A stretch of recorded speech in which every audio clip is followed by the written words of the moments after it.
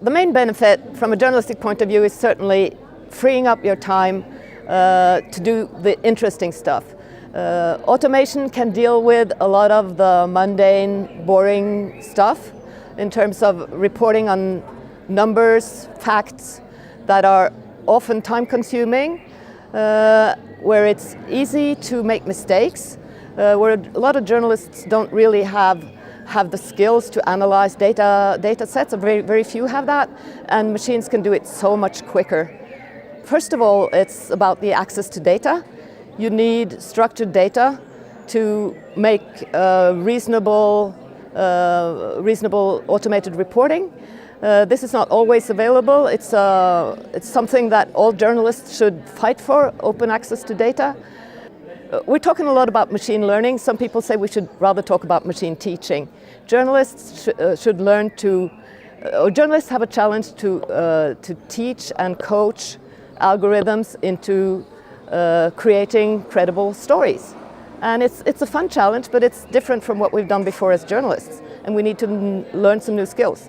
There are a bunch of applications of artificial intelligence in journalism today, including ways to navigate big data, increasing numbers of data that we need to work with, predicting stories that can be valuable even before stories get published, or personalizing news content delivery, which is also a very interesting way of doing this.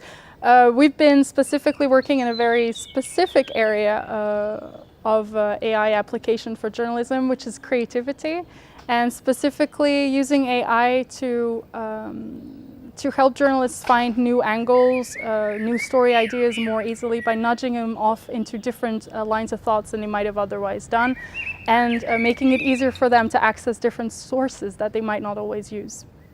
So there are some drawbacks on using AI for journalism and for media as well. So one of the most obvious ones is the idea that AI cannot verify the authenticity of one specific source. So by the end of the day, you still need a human journalist to check on the authenticity of a source. The other drawback that might happen is depending on how the algorithm is trained, depending on how the data set is feeding to this AI deployment, you might end up having a result that can portray a specific situation in a biased way, leading to some texts or some results that might be discriminatory or might fail to really understand the bigger picture surrounding this one specific situation, this one specific story that the artificial intelligence is creating the text around.